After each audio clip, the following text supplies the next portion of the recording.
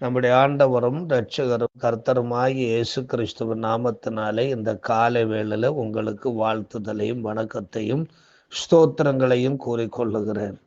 இந்த நாளின் தியானத்திற்காக நாம் எடுத்துக்கொண்ட பகுதி அப்போஸ்தலர் 18ஆம் அதிகாரம் 1 18 வரை உள்ள வாக்கியங்கள் ஆகும். கொரிந்து பட்டணத்திலே செய்யப்பட்ட ஊழியத்தை குறித்து இந்த நாளிலே நாம் பார்க்கின்றோம். நீங்கள் போய் சர்வ சிருஷ்டிக்கும் சுவிசேஷத்தை பிரசங்கியுங்கள் என்று சொன்ன ஆண்டவருடைய வார்த்தைகளை அவருடைய ஊழியக்காரர்கள், அப்போஸ்தலர்கள், தீர்க்கதரிசிகள் அவர்கள் ஆண்டவருடைய வார்த்தைகளை எடுத்துக்கொண்டு எல்லா ஊர்களிலும் சென்று பட்டணங்களிலும் சென்று சுவிசேஷத்தை அறிவித்து சபைகளை எழுப்புகிறார்கள். பவுலும் அதே மாதிரி இந்த கிரேக்க நாட்டிலே தொடர்ந்து ஊழியம் செய்து வருகின்றார். கிரேக்க நாட்டினுடைய ஏதென்சு என்கிற கிரேக்க நாட்டின் தலைநகரிலே அவர் ஊழியம் செய்து வந்தார். தொடர்ந்து கிரேக்க நாட்டிலேயே அவர் தொடர்ந்து ஊழியம் செய்கிறார். கிரேக்க நாட்டின் இன்னொரு முக்கிய பட்டணம் தான் கொரிந்து ஆகும். ஏதென்ஸிலிருந்து ஏறக்குறைய 40 மைல் தொலைவில் இந்த பட்டணம் இருந்தது. கிரேக்க நாட்டின் அகாயா மாகாணத்தின் தலைநகராகவும் இந்த பட்டணம் காணப்பட்டது. இங்கு 2 முக்கிய துறைமுகங்கள் இருந்தன, லிகோயம் மற்றும் கெங்கிரேயா என்பது ஆகும். இந்த பட்டணம், கொரிந்து பட்டணம் ஒரு பெரிய பட்டணம். இது ஒழுக்கக்கேடான செயல்களுக்கும் குடிபோதைக்கும் பேர் போன ஒரு பட்டணமாக இது காணப்பட்டது. இது ஒரு வணிக மையமாக இருந்ததனால் பலர் இங்கு வந்து செல்வது உண்டு. அவர்களை மகிழ்விக்க போதைகளும் பாலியல் போன்ற காரியங்களும் சர்வசாதாரணமாக காணப்பட்டது. அதனால இந்த பட்டணத்துக்கு வருவதை நிறைய பேர் விரும்புவார்கள். இந்த பட்டணத்தில் தான் ஆண்டவருடைய சபை உருவாயிடுச்சு. பாவம் எங்கே அதிகமாய் பெருகி இருக்கிறதோ அங்கே தேவனுடைய கிருபை அதிகமாய் பெருகும் என்று ரோமர் நிருபத்திலே பவுல் எழுதியிருக்கிற காரியம் உண்டு. பாவம் நிரம்பி தேவ கோபம் பற்றி எறிகின்ற இடத்துல அவர்களை மீட்கும்படியாக தேவன் தம்முடைய கிருபையை காண்பிப்பதை இந்த பட்டணத்திலே நாம் காண முடியும். இங்கு ஒரு ஜெபாலயம் இருந்தது. அதிலிருந்து ஒருவேளை அப்போஸ்தலர் 2ஆம் அதிகாரத்தில் சொல்லப்பட்டிருக்கிற பல பகுதிகளிலிருந்து வந்த யூதர்கள் அங்கு பண்டிகை கொண்டாட வந்திருந்தார்கள். அந்த பெந்தேகோஸ்தே நாளிலே அநேகர் அதன் மூலமாய் ரட்சிக்கப்பட்டார்கள். ஒருவேளை இந்த பட்டணத்திலிருந்து வந்தவர்களும் கூட அவர்கள் அந்த பகுதியிலே வந்து ரட்சிக்கப்பட்டிருக்க கூடும். அவர்கள் இந்த பகுதிக்கு திரும்பி வந்து அவர்கள் ஜபக்குழுக்களை உருவாக்கி இருக்க கூடும் என்று நம்பப்படுகிறது. இப்படிதான் எல்லா பகுதிகளிலும் சுவிசேஷகர்கள், அப்போஸ்தலர்கள் ஊழியங்களுக்கு போகிறதுக்கு முன்னாடியே நிறைய ஜபக்குழுக்கள் ஒவ்வொரு ஊர்களிலும் காணப்பட்டதாக சரித்திரங்கள் சொல்லுகின்றது. 2வது, இந்த பகுதியிலே ஆக்கில்லா பிரிஸ்கில்லா என்று சொல்லப்படக்கூடிய ஒரு தம்பதியினர் குடும்பமாக வந்து ஆண்டவருடைய ஊழியத்தையும் தங்களுடைய வேலைகளையும் செய்தார்கள்.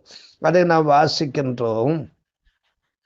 யூதர் எல்லாரும் ரோமாபுரியை விட்டு போகும்படி கிலவுது ராஜன் கட்டளையிட்டபடியினாலே இத்தாலியாவிலிருந்து புதிதாய் வந்திருந்த பொந்து தேசத்தானாகிய ஆக்கில்லா என்னும் நாமமுள்ள ஒரு யூதனையும் அவன் மனைவியாகிய பிரிஸ்கில்லாளையும் அங்கே கண்டு அவர்களிடத்திற்கு போனான். அவர்கள் கூடாரம் பண்ணுகிற தொழிலாளிகளாய் இருந்தார்கள். இந்த ஆக்கில்லா பிரிஸ்கில்லா இந்த பட்டணத்திலே தங்கி இருந்தார்கள் என்று சொல்லப்பட்டிருக்கிறது. அவர்கள் தங்கி இருந்து வேலை செய்து வந்தார்கள். பவுலும் கூட அவர்களோடு இணைந்து வேலை செய்தார். அவர்கள் மூலமாய் சுவிசேஷம் அறிவிக்கப்பட்டது.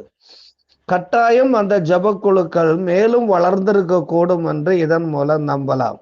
3வது, அப்பல்லோ என்கிற ஒரு ஆவியிலே அனல் கொண்ட ஒரு தேவ மனிதன் இந்த கொரிந்து பட்டணத்திலே பவுல் வருவதற்கு முன்னாடியே ஊழியம் செய்தார் என்று சொல்லப்பட்டிருக்கிறது. இந்த அப்பல்லோவுக்கும் இந்த ஆக்கில்லா பிரிஸ்கில்லாவுக்கும் தொடர்புகள் இருந்தது என்று நம்பப்படுகிறது.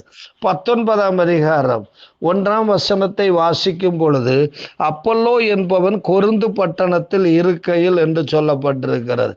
இந்த அப்பல்லோவை குறித்து 1 கொரிந்தியர் 1ஆம் அதிகாரம் 12ஆம் வசனம், 3ஆம் அதிகாரம் 4, 5, 6, 22 ஆகிய வசனங்கள், 4ஆம் அதிகாரம் 6ஆம் வசனம் மற்றும் 16ஆம் அதிகாரம் 12ஆம் வசனத்திலே அதிகமாய் பவுல் எழுதியிருக்கிறார். அந்த கொரிந்து சபைக்கு எழுதும் பொழுது இந்த அப்பல்லோவை குறித்து பல இடங்களிலே குறிப்பிடுகிறார் என்று நாம் பார்க்கிறோம். 4வதாக பவுல் இங்கு வந்து ஊழியம் செய்தார் என்பதை நாம் இங்கு பார்க்கிறோம். பவுல் அந்த பகுதிக்கு வருகிறார் என்று நாம் பார்க்கிறோம். 18ஆம் அதிகாரம் 1ஆம் வசனம், அதன் பின்பு பவுல் அத்தேனை பட்டணத்தை விட்டு கொரிந்து பட்டணத்துக்கு வந்து ஆண்டவருடைய ஊழியத்தை செய்யும் பொழுது தங்கி இருக்கிற ஒரு இடம் தேடுகிறார். அப்படி தேடும் பொழுதுதான் ஆக்கில்லா பிரிஸ்கில்லா ஏற்கனவே அங்கு இருக்கிறாங்க. அவங்க ஒரு யூத குடும்பம். அவர்கள் ஆண்டவரை பற்றி அறிவிக்கின்றார்கள். அவர்கள் கூடாரம் பண்ணுகிற தொழிலாளிகளாய் இருந்தார்கள். தானும் அந்த தொழில் செய்கிறவனானபடியினாலே அவர்களிடத்தில் தங்கி வேலை செய்து கொண்டு வந்தார் என்று அங்கே நம்பப்படுகிறது.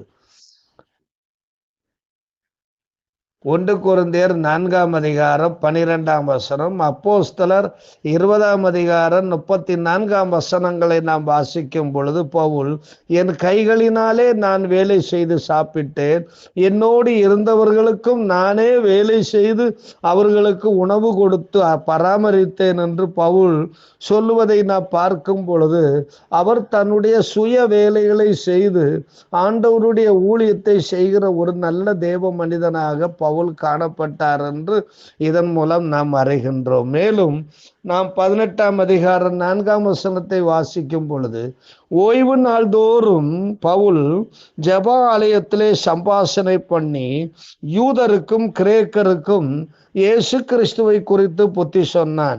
இயேசுவே கிறிஸ்து என்றும், இயேசுவே இரட்சகர் என்றும், இயேசுவே ஆண்டவர் என்றும், இயேசுவே நியாயத்திற்கு போகிறவர் என்றும் அவர்களுக்கு பிரசங்கம் பண்ணினார்.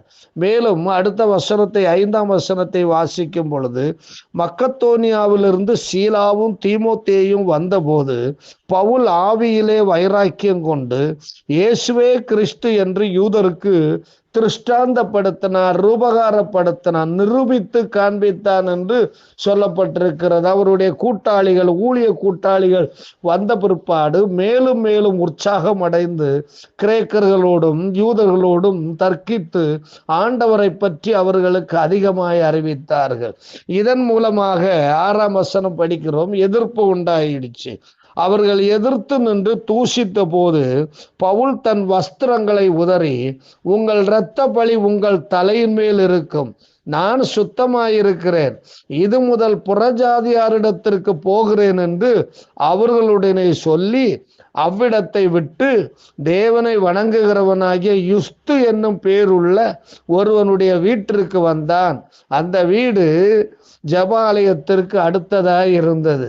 எதிர்ப்புகள் இருந்த போதும் புறஜாதிகள் மத்தியிலே அந்த ஊழியம் வளர ஆரம்பித்து, இந்த 6ஆம் வசனத்திலிருந்து தொடர்ந்து நாம் வாசிக்கும் பொழுது அநேகர் ஆண்டவராகிய இயேசு கிறிஸ்துவை ஏற்றுக்கொள்ளுகிறார்கள். பெரிய தலைவர்களும் சில பேர் ஆண்டவராகிய இயேசு கிறிஸ்துவை ஏற்றுக்கொண்டு ஜெபக்குழுக்கள் மேலும் வளர ஆரம்பிக்கிறது. அப்படி அவர் தொடர்ந்து அங்க ஊழியம் செய்து வருகிற வேளையில ஒரு பக்கம் எதிர்ப்புகள் இருக்கிறது. நாம இந்த பட்டணத்தை விட்டு வேறு பகுதிக்கு ஊழியத்துக்கு போகலாம் என்று நினைத்து கொண்டிருக்கும் பொழுது ஒரு நாள் இரவிலே தேவ தரிசனத்தை பவுல் காண்கின்றார். 18ஆம் அதிகாரம் 9, 10 வசனத்தை நான் வாசிக்கும் பொழுது, ராத்திரியிலே கர்த்தர் பவுலுக்கு தரிசனமாகி, நீ பயப்படாதே, பேசு, பயப்படாமல் பேசு, மௌனமாய் இராதே, நான் உன்னுடனே கூட இருக்கிறேன், உனக்கு தீங்கு செய்யும்படி ஒருவனும் உன்மேல் கை போடுவதில்லை, இந்த பட்டணத்தில் எனக்கு அநேக ஜனங்கள் உண்டு என்று ஆண்டவர் சொல்லுவதை பார்க்கிறோம். ஏன்னா 8ஆம் வசனத்துல ஜெபாலய தலைவனாகிய கிறிஸ்பு என்பவன் தன் வீட்டார் அனைவரோடு கர்த்தரிடத்தில் விசுவாசம் உள்ளவனானான். கொரிந்தியரில் அநேக அநேகரும் சுவிசேஷத்தை கேட்டு விசுவாசித்து ஞானஸ்நானம் பெற்றார்கள். ஆகையினால் ஆண்டவர் இங்கு சொன்ன வார்த்தையை, இந்த தரிசனத்தை வைத்து பவுல் ஏறக்குறைய 1.5 வருடம் அந்த பகுதியிலே தங்கி இருந்து தேவ வசனத்தை அவர்களுக்குள்ளே உபதேசம் பண்ணி கொண்டு வந்தார் என்று அங்கு சொல்லப்பட்டிருக்கிறது. எதிர்ப்புகள் இருந்த போதும் ஊழியம் வேகமாக வளர்ந்தது. தொடர்ந்துள்ள பகுதியை நாம் வாசிக்கும் பொழுது அதை பார்க்கிறோம். ஊழியம் நன்றாக வளர்ந்தது, பெரிய சபையாக மாறியது. அநேகர் ஆண்டவராகிய இயேசு கிறிஸ்துவை ஏற்றுக்கொண்டார்கள். இந்த கொரிந்து சபையில்தான் ஆவிக்குரிய வரங்கள் உண்டாயிற்று என்று 1 கொரிந்தியர் புஸ்தகத்தை நாம் வாசிக்கும் பொழுது தெரிகின்றது. ஆவியின் வரங்கள் நிரம்பிய ஒரு சபையாக இருந்தது. ஆவியிலே அனலுள்ள ஒரு சபையாக இருந்தது. துவக்க காலத்துல அந்த பட்டணத்துல பாவம் எவ்வளவு அதிகமாய் பெருகியதோ அதன் மூலம் அதுபோல தேவ கிருபை தேவ மக்கள் மேல அதிகமாய் பெருகி தேவனுடைய வரங்களும் தாளந்துகளும் அவர்களுக்கு உண்டாகி அநேகர் கர்த்தராகிய இயேசு கிறிஸ்துவை ஏற்றுக்கொள்வதற்கு காரணமாயிருந்தது. ஆனாலும் கூட அவர்கள் அந்த பாவத்தை தங்களுடைய அன்றாட வாழ்க்கையில எதிர்த்து நிற்க திராணி இல்லாத மனிதர்களாய் அவர்கள் மாறிப்போனார்கள் என்பதை நான் சரித்திரத்தின் மூலமாய் நாம் பார்க்கின்றோம். பாவத்தை எதிர்த்து போராடி ஜெயிப்பதற்கு தேவன் வரங்களை கொடுத்தார், தாளந்துகளை கொடுத்தார், கிரியைகளை செய்தார், அற்புத அடையாளங்களை எல்லாம் அவர்களுக்கு கொடுத்தார். ஆனாலும் கூட அவைகளை கொண்டு பாவத்தை எதிர்த்து போராடி அன்றாட நெசவாழ்வுல ஜெயிக்காதபடிக்கு அவர்கள் சோர்ந்து போனவர்களாய், குளிர்ந்து போனவர்களாய், ஆவியிலே அனலற்று போனவர்களாய் காணப்பட்டார்கள். ஆகையினாலே பவுல் அந்த பட்டணத்தில் இருந்த சபைக்கு 2 தடவை கடிதங்களை எழுதுகிறார் என்று நாம் இந்த புதிய ஏற்பாட்டிலே நாம் வாசிக்கின்றோம். அன்பான தேவனுடைய சரமே, நாமும் ஆண்டவராகிய இயேசு கிறிஸ்துவை ஏற்றுக்கொண்டு இவ்வளவு காலமாக உண்மையோடு முத்தமுத்தோடு வாழ்கிறோம். ஆண்டவர் நமக்கு கிருபையுள்ள வசனங்களை தந்திருக்கிறார், வரங்களை தந்திருக்கிறார், தாளந்துகளை தந்திருக்கிறார். இந்த வரங்களையும் தாளந்துகளையும் நாம் இழந்திருக்கிறோமா?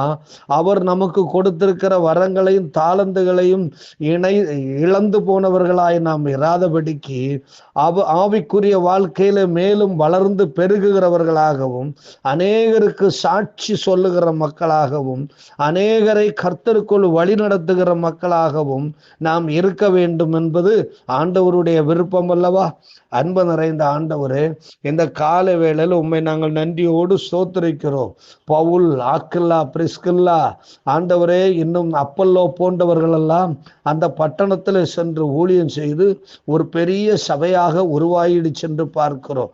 பாவத்தை எதிர்ப்பதற்கு தேவன் தம்முடைய ஆண்டவரே ரட்சிப்பினால அவர்களை அலங்கரித்தது மட்டுமல்ல, ஆண்டவரே உம்முடைய ஆவியின் வரங்களை கொடுத்தும் அவர்களை அலங்கரித்து ஆண்டவரே உறுதியுள்ள சபையாக, உத்தமமான சபையாக, பாவம் நிறைந்த பட்டணத்திலே சாட்சியுள்ள வாழ்க்கை வாழ்வதற்காக அவர்களை நீர் நியமித்தீர், தெரிந்தெடுத்தீர்.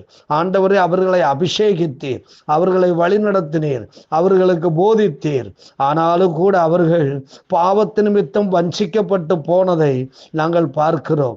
நாங்களும் அதே போல் பாவத்தை கண்டு ஆண்டவர் பாவத்து நிமித்தம் வஞ்சிக்கப்பட்டு போகாதபடிக்கு, இந்த உலகத்து நிமித்தம் வஞ்சிக்கப்பட்டு போகாதபடிக்கு விசுவாசத்திலும் அன்பிலும் நாங்கள் நிலைத்து நின்று வாழ தேவரீர் எங்களுக்கு உதவி செய்யும். இந்த நாள் முழுவதையும் உம்முடைய சமூகத்திலே நாங்கள் ஒப்புக் கொடுக்கிறோம்.